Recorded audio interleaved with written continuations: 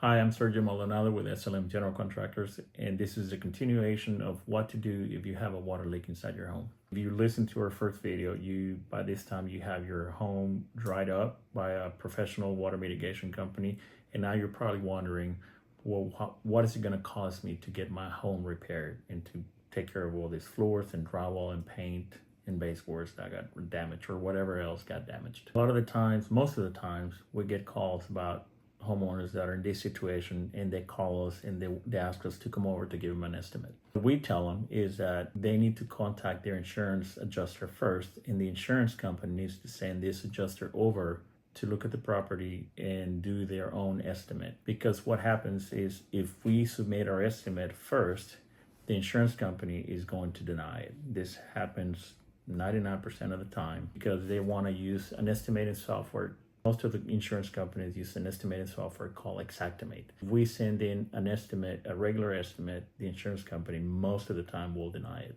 Once the insurance company sends the adjuster over to look at the extent of the damage, this needs to happen after the water mitigation has been completely done. Why is this? Because the water mitigation company is going to cut drywall, remove carpet, remove sections of floors to make sure that everything has been dried properly. After the insurance adjuster has gone over to your house and done a scope of loss, and they've sent it to you via either email or on the mail, this document is probably a 10 to 20 page document with a bunch of line items. Once you have the document, we ask you to send it to us. Now, a lot of homeowners are very guarded against sharing this document. Let me tell you up front, if you don't share that document with us, we're not going over to see you. Some homeowners feel like if they show that document, that contractors are going to know the dollar amount that the insurance is paying and that the contractor is going to automatically go to that dollar amount. Let me tell you something. The insurance company is already underpaying your claim. So why do I say that your insurance company is already underpaying your claim?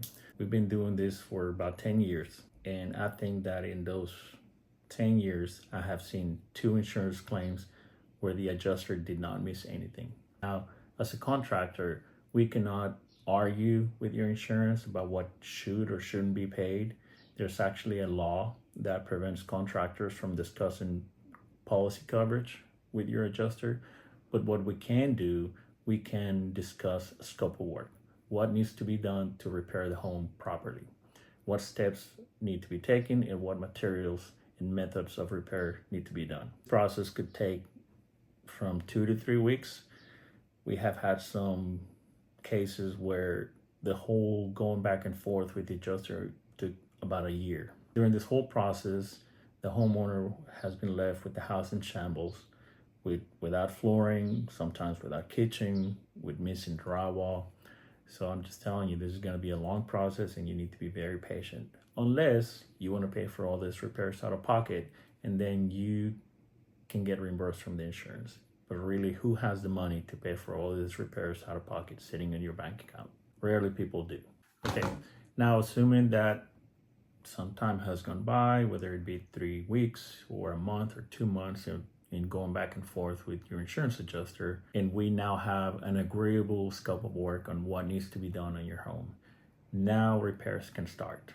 Now, depending on the extent of the damage, the repairs could take a week, or sometimes they could take 3 months or 4 months, or in an extreme case like a house that we're rebuilding after a fire, the process is going to take about 5 to 6 months. Another thing that I want to mention is that in some cases, insurance claim checks have the name of the mortgage company on them, and then that check needs to be sent to the mortgage company so they can endorse it, and then the funds are released. This is why one of the reasons that we ask when somebody calls us at the office at first and they want an estimate, one of the first things that we ask is this an insurance related home repair? And so people ask, well, why are you asking? Why does it matter? It matters a lot because on an insurance claim, we have to document everything that we do with photos. There's paperwork that need to be sent to the insurance company. There's other forms that need to be sent to the mortgage company if there is one involved.